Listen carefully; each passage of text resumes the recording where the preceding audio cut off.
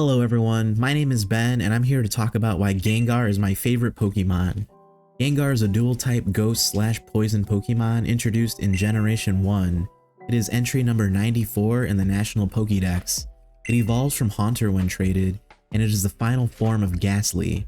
Additionally, Gengar has two forms, Mega Gengar and Gigantamax Gengar. Here are some Pokédex entries about Gengar from Gen 1. In red and blue it says, under a full moon, this Pokemon likes to mimic the shadows of people and laugh at their fright. In yellow it stated, a Gengar is close by if you feel a sudden chill. It may be trying to lay a curse on you. And finally in Pokemon Stadium, the Pokédex says Gengar appears to attack people who get lost in the mountains, said to be the culprit behind shadows that laugh in the moonlight.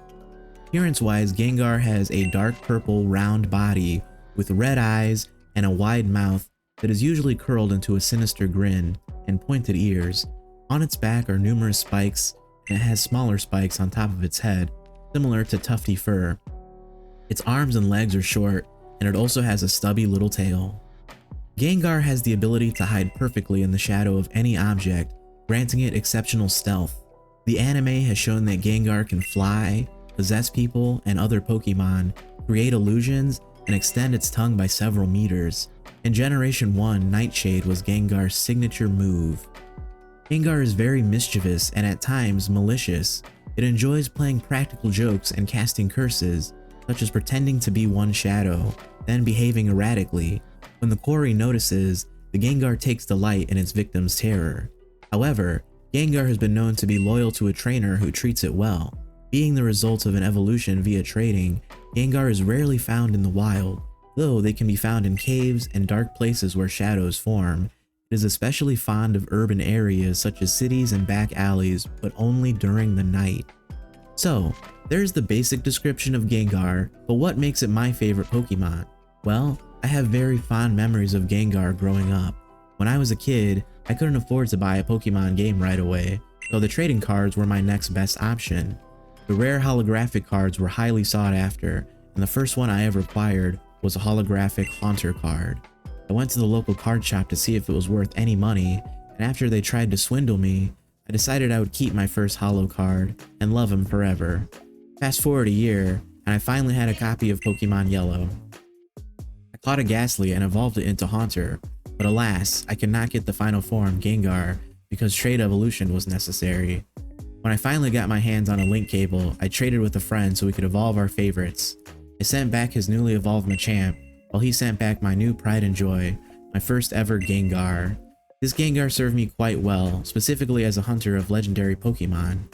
We all know that the legendaries are the most difficult to catch, and luckily Gengar naturally learns the moves Hypnosis to put the target Pokemon to sleep, and Dream Eater to whittle the target Pokemon's HP down until only a sliver remained, thus making it much easier to capture. This exact strategy was how I was able to catch Articuno, Zapdos, Moltres, Mewtwo, and many more. Now personally, I'm not into the competitive Pokemon battle scene, but in case you're wondering if Gengar is a viable contestant, the answer is a definite yes. Gengar has been consistently top tier since the days of Red and Blue. It has excellent special attack and speed, and a large and varied move pool. It can be an all-out attacker or a utility player that cripples its opponents with status effects and other nasty surprises, not to mention its extremely powerful Mega Evolution, which gains special attack and speed stats that put Mewtwo to shame, and the incredibly useful ability, Shadow Tag. Gengar's only real weakness is that it's rather frail.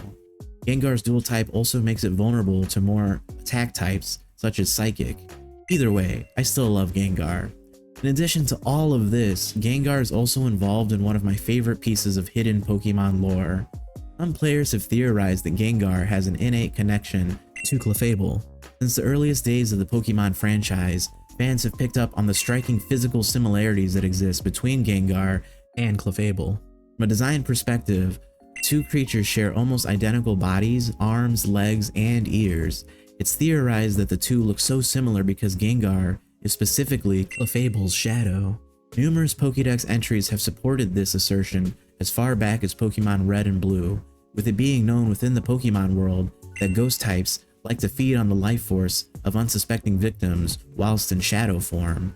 Themes like the moon, shyness, and a fondness for mountainous regions have all featured prominently in the entries of both series as well.